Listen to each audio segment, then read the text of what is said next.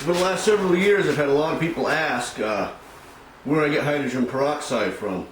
And if you live here in the United States, in most states it's really easy to find, like say Home Depot or even pool chemical companies. At Home Depot they sell it under a brand called Cease Flow, and it's supposed to be a green drain opener, and it's 20% hydrogen peroxide. But then there are other hydrogen peroxide sold by the gallon for pool treatment, and those are generally around 27% hydrogen peroxide. But anyway, for the people that are in a state where it's impossible to get and don't have the ability to order it, or for those of you that live in countries that only allow, say, 3% hydrogen peroxide, well, there's a way to actually strengthen your hydrogen peroxide from 3%. When you normally buy it, it comes in 996 milliliter, almost a well, anyway, 1,000 milliliters pretty much, so it comes down to. And it's generally 3%. You get 3 to 5%, I think, in most places. What you do is you take that and you can actually warm it. If you warm it slowly in a clean glass pan, you can drive off the water. And once you've made, say, 10 of those bottles, those nice brown bottles you buy at the the drugstore, once you've evaporated down 10 of them enough so it can fit in one, if it's 3%, then you have 30%, okay? If you're following what I'm saying here. But I ended up making the machine originally just for this because I was having a hard time finding the hydrogen peroxide myself.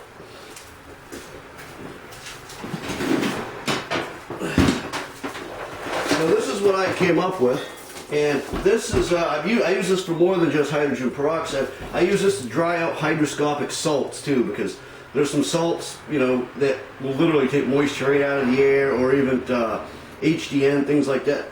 I'll use this to dry them as well. But what it is this is a bread pan. Had some droppers in it, some pipettes. But anyway, these are regular bread pans bought at Walmart. And this is a regular mechanic's toolbox. Okay? What I did is I cut a hole in the top of the toolbox so this fits in there really good, right? And then on the inside of it, we got some aluminum foil. Under the aluminum foil, on the base, we have fiberglass insulation to stop the heat from the bulbs from getting the base of this too hot. And then we have two 70-watt light bulbs. You can go with 60 watt, 70 watt, or 100 watt, depending on the heat range you're looking for. Be careful because too hot a bulb can wreck some stuff. And if you're evaporating off hydrogen peroxide, you don't want it to boil at all, period. In fact, if you're gonna evaporate off hydrogen peroxide to strengthen it, you want it to evaporate very slowly. Maybe about 600 mils to 800 mils a day is all you want to evaporate off roughly.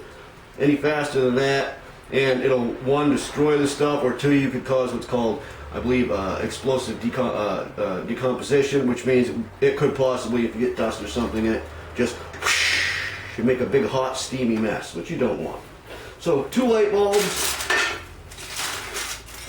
I actually got a piece of tin in there too. It's pretty much to stop the light, and a piece of aluminum foil.